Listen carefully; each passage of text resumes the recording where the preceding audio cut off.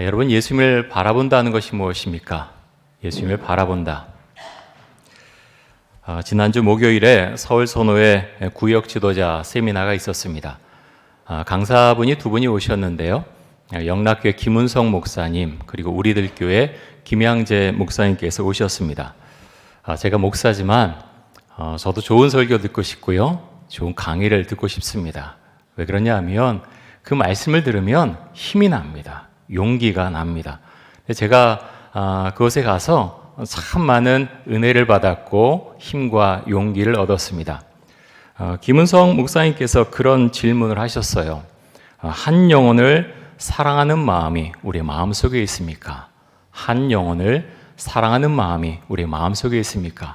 구역 지도자들이 모였지요. 목자들이 모였지요. 묻고 있는 거예요. 목장원들 한 사람 한 사람 사랑하는 마음이 여러분의 마음 가운데 있습니까? 목회자에게도 동일하게 사실 묻고 계신 거죠. 목사의 마음 가운데 그 교인을 향한, 한 영혼을 향한 애끓는 마음이 있는가? 눈물의 기도를 할 수 있는가? 그것을 묻고 있었습니다. 저도 이제 그 말씀 들으면서 속으로 계속 기도하고 또 묻지요. 하나님, 저에게 그런 마음이 있습니까? 우리 목자들에게 이런 마음이 있습니까? 한 영혼을 향한 애끓는 마음이 있습니까? 눈물의 기도를 할 수 있습니까? 우리들 교회 김양재 목사님은 큐티와 목장에 대해서 말씀을 하셨습니다. 올해 우리 교회도 우리들 교회에서 발행하는 큐티인이라고 하는 큐티집을 가지고 지금 큐티를 하고 있는데요. 우리 사랑하는 성도 여러분, 글자를 모르시거나 글을 읽는 것이 너무 눈이 아프신 분들 빼고는 다 큐티를 하시면 좋겠습니다. 정말 하시면 좋겠습니다. 왜 그렇습니까? 예수님을 바라보는 좋은 방법 중에 하나가 큐티하는 것입니다. 말씀을 매일 먹는 것입니다. 김양재 목사님이 목장에 대해서 이런 말씀을 하셨어요. 김양재 목사님은 올해 70세세요. 몇 년 전에 수술도 하셨는데 목사님이 굉장히 고우시죠. 근데 젊을 때는 정말 예뻤다 이제 웃으시면서 그런 이야기를 하시면서 30대에 남편이 돌아가셨거든요. 근데 그 전에 정말 교양 있고 똑똑하고 학벌 좋고 그런데 찬바람이 쌩하고 불어서 사람들이 잘 말을 못 걸었대요. 정말 한편으로는 교양이 있었는데 김양재 목사님 그런 말씀하세요. 참 옛날에 재수 없었겠다. 자기가 그런 사람이었다는 거예요. 그러면서 여러분 좀 결혼한 이야기를 하세요. 정말 자기 교양이 있고 그런 대학교 가서 강의도 했고 학벌도 좋고 그런데 결혼한 다음에 삶이 다 무너졌다는 거예요. 너무너무 힘들어서 내 얘기를 누구한테 해야 되겠는데 참 교양이 있지요. 정말 아주 그냥 멋있어 보이지요. 그 집안은 장로님 집안이지요. 교회에서는 큰 교회에서 반주하고 있지요. 얘기할 데가 없는 거예요. 마음이 너무너무 무너져서 내가 택할 수 있는 건 자살밖에 없나? 그 생각까지 하셨다는 거예요. 여러분, 목장교회가 좋은 목장교회가 되려면 어떻게 해야 됩니까? 전 두 가지만 있으면 충분하다 생각을 합니다. 목장교회 안에서 나의 아픔을, 나의 어두움을, 나의 안타까움을 이야기할 수 있다면, 그리고 그 이야기를 듣고서 그곳에 모인 목장원들이 함께 눈물 흘리면서 그 사람을 위안해주고 함께 기도해 줄 수 있다면 그 목장교회는 정말 건강한 목장교회다. 그렇게 단언할 수 있을 것입니다. 김양재 목사님 그런 이야기를 하세요. 목자가 먼저 망가지십시오. 망가지라는 게 뭡니까? 자신의 속에 있는 이야기를 하라는 거예요. 아픔을 드러내고 정말 기도함으로 함께 가려고 한다면 자신의 아픔을 먼저 드러내야 된다. 드러내지 않으면 아무도 말하지 않습니다. 다 괜찮은 척하죠. 제가 우리 교인들이, 우리 성도님들이 다 무슨 문제가 있었으면 해서 드리는 말씀이 아니에요. 그런데 정말 살아있는 목장교회는요, 그런 것까지 같이 나눌 수 있어야 됩니다. 내가 말하면 소문이 나지 않을까? 내가 교회에서 있을 곳이 있을까? 모두가 걱정하고 다 조심하고 다 교양 있는 척 한다면 그 목장교회가 제대로 운영이 되겠습니까? 겉으로는 목장교회는요, 아무도 오고 싶어 하지 않습니다. 목사로 한 직분은 한편으로 부담이 되기도 하지만 너무 거룩하고요. 하나님께서 정말 귀하게 보시는 정말 사명을 주신 그런 역할입니다. 그래서 여러분, 우리 특별히 목사님들 힘내십시오. 기도하는 가운데 그렇게 기도하면 하나님께서 길을 인도해 주실 것입니다. 우리 교회 올해표가 말씀과 기도로 성장하는 교회지요. 성장한다, 두 가지 의미가 있습니다. 첫 번째는 내적인 성장입니다. 내면으로 성장해야 한다는 것입니다. 두 번째는 양적인 성장입니다. 여러분, 우리의 내면이 성장해야 전도할 수 있습니다. 첫 번째 목표가 전도가 아니에요. 먼저 우리 내면이 성장해야 됩니다. 목장교회가 건강해야 됩니다. 어떤 이 전도의 달란트가 있으신 분들이 있지요. 전도에 옵니다. 교회 오면은 이제 처음에 이제 교회를 둘러보죠. 목사의 설교도 듣고 교인들이 어떤 사람인가 둘러봅니다. 근데 목장교회 안으로 들어가지요.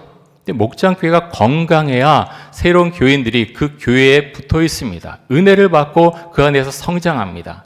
하지만 목장교회가 건강하지 못하면 많이 어렵지요. 참 그 새로운 교인이 있을 데가 없어요. 어디에 마음을 붙이고 있을까? 나는 누구와 함께 사귈까? 난 누구에게 기도 부탁을 할까? 잘못하면 방황하게 될 수 있다는 것입니다. 그래서 여러분, 우리에게 가장 먼저 중요한 건 우리 내면이 성장하는 것이고요. 우리 목장교회가 건강한 것, 그것이 첫 번째 목표입니다. 그 다음에 우리가 전도하는 것입니다. 전도에서 그 영혼들을 불러들일 수 있는 마음, 그 영혼을 위해서 기도할 수 있는 마음, 그 마음이 우리 마음속에 가득 차야 한다고 하는 것입니다. 김양재 목사님 목회하는 우리들 교회 한 해 1000명씩 새가족이 온다 그래요. 놀랍지 않으세요? 저는 그 양이 그 숫자가 물론 그것도 놀랍기도 하지만 왜 사람들이 오느냐? 오는 사람들 중에는 마음에 상처받고 힘들어하고 교회에 있을 곳이 없어서 찾아오는 사람들이 너무 많다는 거예요. 우리가 살아가면서 참 많은 일이 있지 않습니까? 내가 원하지 않은 일, 상처받은 것. 근데요, 교회에서 위로를 받아야 되는데 그것이 큰 약점으로 잡힌다는 거예요. 사람들이 알게 모르게 정죄하는 그 느낌. 사람은 말하지 않아도 서로 통하는 게 있지 않습니까? 내가 교회 안에서 어떻게 붙어 있을 수 있을까? 난 어떻게 해야 되는가? 그러다가 찾다가 이 우리들 교회라고 하는 교회를 찾는다는 거죠. 그곳으로 간답니다. 왜 그것에 갑니까? 상처를 드러내도 그 교회는 괜찮으니까. 여러분, 주님께서 우리에게 어떤 교회를 말씀하셨습니까? 한국 교회들이 예수 그리스도의 행함과 말씀을 많이 잊고 살아가는 것은 아닌가 많이 고민을 하게 됩니다. 이 땅에 오셔서 예수님은 바리새인들과 유대인들이 경멸하고 외면하는 세리와 창녀들과 함께 식사를 하셨습니다. 여러분, 밥은 아무나 함부로 그렇게 먹지 않지요? 편한 사람, 먹고 싶은 사람과 함께 식사를 합니다. 근데 예수님은 창녀와 세리들과 함께 식사를 하셨다는 거죠. 식사만 하신 게 아니라 그들의 이야기를 듣고 위로해주고 신앙의 길을 인도하여 주셨습니다. 여러분, 교회가 무엇입니까? 교회는 예수 그리스도의 몸입니다. 주님께서 사회 약자들과 함께 계셨듯이 그들 위로하고 그들과 함께 하셨듯이 교회는 그 역할을 감당해 나가야 합니다. 여러분, 우리 이촌동 교회는 그 역할을 잘 감당하고 있는지요? 우리 모습을 우리는 살펴볼 수 있어야 되겠습니다. 예수를 바라본다. 히브리서 기자는 그것을 이렇게 설명합니다. 예수를 바라보다가 이 땅에서 삶을 마친 많은 믿음의 사람들을 먼저 소개를 하고 있습니다. 아벨, 노아, 아브라함, 라합, 기드온, 모세, 수많은 믿음의 사람들을 열거하면서, 하지만 이름을 열거하지 않지만 정말 주의 말씀을 믿고 살다가 많은 핍박을 당했지만 순교한 많은 그 사람들에 대한 이야기도 하고 있습니다. 히브리서 12장 1절은 이렇게 시작이 됩니다. 처음에 이렇게 시작이 되지요. 이러므로 우리에게 구름같이 둘러싼 허다한 증인들이 있으니, 정말 주를 잘 믿은 그런 사람들이 우리 주변에 많다. 이렇게 말씀을 하고 있습니다. 성경에 나오는 수많은 믿음의 사람들도 있고요. 또 성경에 기록되지 않았지만 우리가 알고 있는 주변 분들도 있습니다. 우리나라 같은 경우는 이제 처음에 선교하러 오신 선교사님들, 언더우드나 아펜젤러 선교사, 많은 선교사님들이 계십니다. 여러분, 양화진 선교사 묘지에 가보셨습니까? 혹시 안 가보신 분이 계시다면 한번 가보십시오. 저는 그곳에 갈 때마다 참 마음이 숙연해집니다. 그리고 묻곤 합니다. 왜 이분들이 그 옛날 조선이라고 하는 땅에, 정말 빛이 없는 이 땅에 왜 왔던 것일까? 오다가 배에서 죽기도 하고 배 내리자마자 얼마 살지도 못하는 사람들도 꽤 있었는데 왜 이곳까지 찾아온 것일까? 여러분, 왜 찾아왔겠습니까? 그들은 예수님을 바라보고 있었기 때문입니다. 세상을 바라보지 않고 예수님을 바라보고 있었기 때문에 주님, 나의 생명을 주께 바치겠습니다. 주 앞에 고백하고 이 땅까지 찾아와서 복음을 전했던 것입니다. 히브리서 기자는 히브리서 12장에서 믿음의 길을 걸어가는 사람들을 경주에 나선 선수로 비유해서 말씀합니다. 히브리서 12장 1절 한번 보겠습니다. 우리 한번 한 목소리로 같이 한번 읽겠습니다. 이러므로 우리에게 구름같이 둘러싼 허다한 증인들이 있으니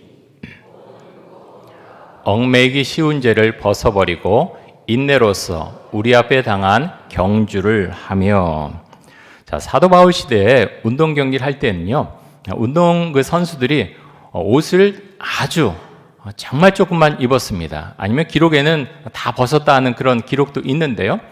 어찌됐든 최소한만 입었던 거예요. 공기의 저항을 적게 받기 위해서 그렇게 벗은 옷을 그 옷을 다 벗어 버리고서 그렇게 경기를 했던 거죠.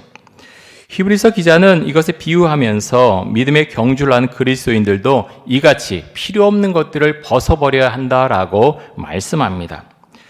여러분, 우리가 그리스도인의 삶을 살아가기 위해서 벗어버려야 될 게 무엇이 있습니까? 무엇이 생각이 나십니까?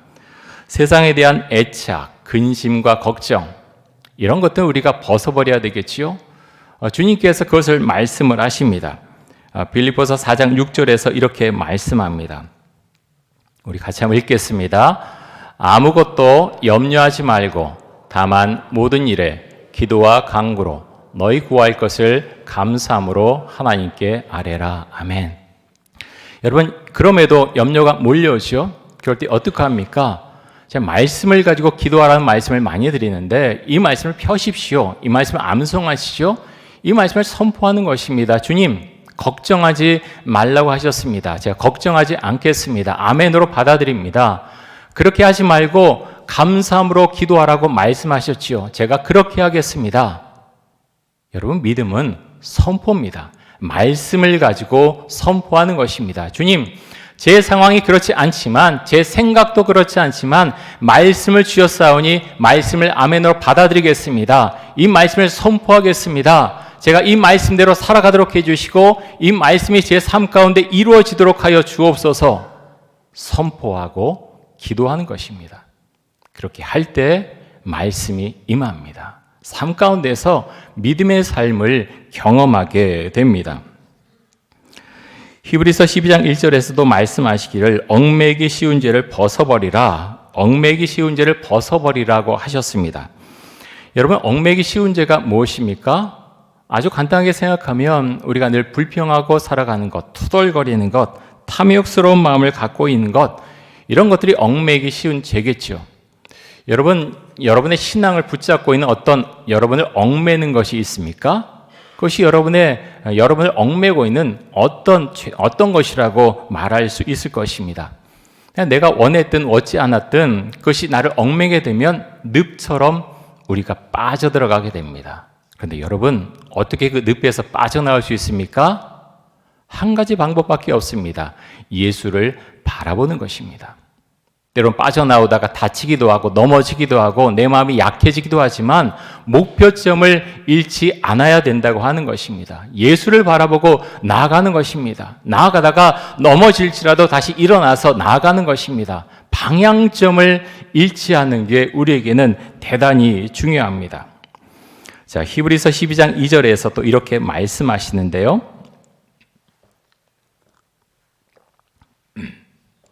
우리가 같이 한번 읽겠습니다. 믿음의 주요 또 온전하게 하시는 이인 예수를 바라보자. 그는 그 앞에 있는 기쁨을 위하여 십자가를 참으사 부끄러움을 개의치 아니하시더니 하나님 보좌 우편에 앉으셨느니라. 아멘. 여러분, 우리가 예수님을 바라볼 수 있길 원합니다.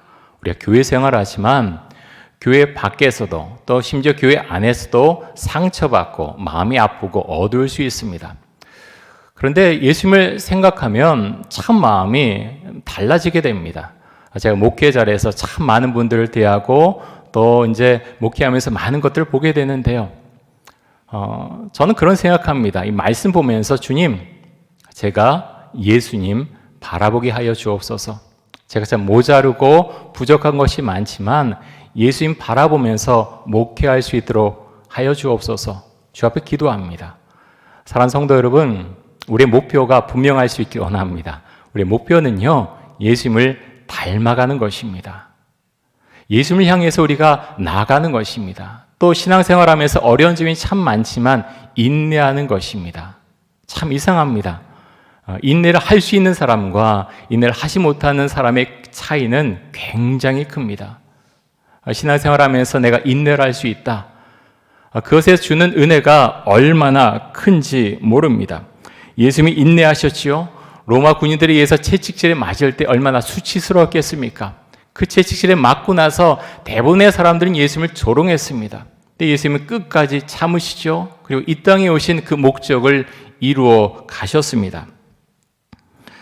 여러분의 삶 가운데 시험거리로 다가온 것이 있습니까? 여러분, 예수를 바라보십시오. 예수님을 바라보면서 인내하십시오. 히브리서 12장 3절에서는 또 이렇게 말씀합니다. 우리 같이 한번 읽겠습니다. 너희가 피곤하여 낙심하지 않기 위하여 죄인들이 이같이 자기에게 거역한 일을 참으신 일을 생각하라. 아멘. 여러분, 요즘 좀 어떻게 지내십니까?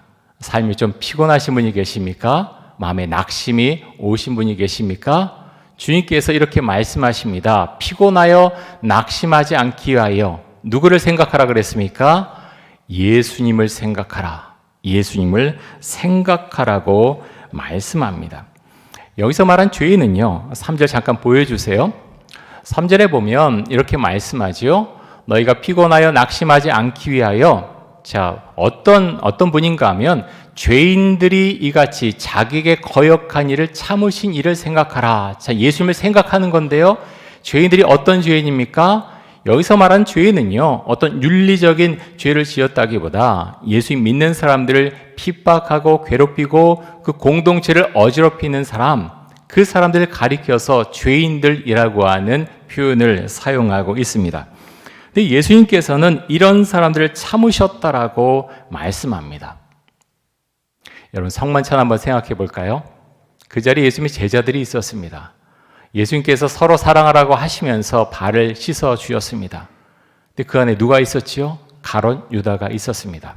발을 씻으셨지요? 진심으로 아끼면서 기도하시면서 씻어 주셨습니다. 그런데 가룟 유다 그 다음에 어떻게 행동합니까? 마치 비웃기라도 하는 듯이 자신의 갈 길을 가지요. 예수님을 돈 받고 팔아 넘깁니다. 이 제자들이 예수님을 버리고 도망갈 거 예수님은 알고 계셨습니다. 하지만 예수님은 끝까지 그들을 사랑하시죠. 그들을 섬겨 주십니다. 예수님은 바울에 대해서도 참으셨죠. 그가 어떤 사람이었습니까? 예수 믿는 사람들을 잡고 때리고 그리고 죽는 것도 마땅하다라고 생각하던 그런 사람이었습니다. 그런데 예수님께서는 바울에 대해서 참으시고 그를 만나 주셨지요. 예수님을 만난 다음에 그가 달라집니다. 정말 생명을 걸고서 예수님을 전하는 사람으로 달라지게 됩니다. 여러분, 여러분의 주변에 예수 믿는 사람들 정말 그 사람들 향해서 욕하고 그렇게 핍박하고 어지럽히는 그런 분이 혹시 계십니까? 우리는 사실 알지 못합니다. 그런 분을 하나님께서 만지셔서 만나 주셔서 그 사람을 돌이켜서 바울처럼 사용하실지 우리는 알지 못한다는 거죠. 그래서 여러분, 우리가 그런 분들 만나면 기도해야 됩니다. 하나님, 이분이 예수님 만나게 해주세요. 바울처럼 마음을 돌이킬 수 있도록 해주세요. 우리가 주 앞에 함께 기도할 수 있기를 원합니다. 여러분 요즘 어떻게 살고 계십니까? 히브리서 기자는 마음이 낙심하고 어려운 사람들, 그런 사람들은 예수님을 생각하라라고 그렇게 권면을 합니다. 우리의 삶 가운데서, 하루의 삶 가운데서 여러분은 얼마나 예수님을 생각하십니까? 지난 일주일 동안 얼마나 예수님에 대해서 생각하고 묵상하고 기도하셨습니까? 예수님을 생각할 때 우리 마음 가운데 평안이 찾아옵니다. 예수님을 생각할 때 내가 세상 가운데서 그토록 답을 찾고자 했지만 찾지 못했던 그 답을 알게 됩니다. 사랑하는 성도 여러분, 우리 함께 그 길을 걸어갈 수 있길 원합니다. 제가 오늘 우리들 교회 이야기를 했는데요. 제가 참 부러운 것은 그 교회가 참 살아있다고 느끼는 것은 그렇게 아픔을 드러내도 거기는 다 괜찮다는 것입니다. 전 너무나 성경적이라고 생각합니다. 사랑하는 성도 여러분, 우리 교회 공동체가 그런 공동체가 될 수 있기 원합니다. 아직 좀 갈 길이 멀었지요? 저도 알고 있습니다. 그럼에도 계속해서 말씀을 드립니다. 왜 그렇습니까? 그것이 성경적인 그런 길이기 때문에 말씀을 드립니다. 사랑하는 성도 여러분, 우리가 함께 그 길을 걸어갈 수 있길 원하고요. 우리 교회는 우리 교회 규모로 봐서 많은 것들을 우리가 다 하면서 그렇게 성장할 수 없습니다. 마치 우리들 교회가 그 교회는 두 가지밖에 없습니다. 큐티하고 목장교회 딱 두 가지밖에 없습니다. 아무것도 없습니다. 모든 초점이 거기에 맞춰져 있습니다. 현대 사회도 변해가고 있지요. 회사도 변하고 사업하는 모든 것 변해갑니다. 저는 교회도 마찬가지라고 생각합니다. 교회가 어떻게 해야 되느냐? 우리 교회 규모에서 어떻게 해야 되느냐? 우리 교회가 할 수 있는 거 한두 가지 초점 맞추고 다른 것들은 다 줄여야 됩니다. 그렇게 했을 때 우리가 한 줄기 빛을 가지고 앞으로 쭉 그렇게 뻗어나갈 수가 있습니다. 사랑하는 성도 여러분, 기도하시고요. 우리가 말씀과 기도로 성장하자고 했는데 주님 지혜 주셔서 우리 교회가 힘있게 성령 충만한 가운데서 이 현대사회에 맞는 교회, 또 주께서 원하시는 교회, 정말 살아있는 교회, 그런 교회를 만들어갈 수 있도록 하여 주옵소서. 우리 함께 기도하고 함께 나아갈 수 있기를 원합니다. 그런 은혜가 우리 교회 가운데 충만하게 임할 줄로 믿습니다. 우리 함께 기도하겠습니다.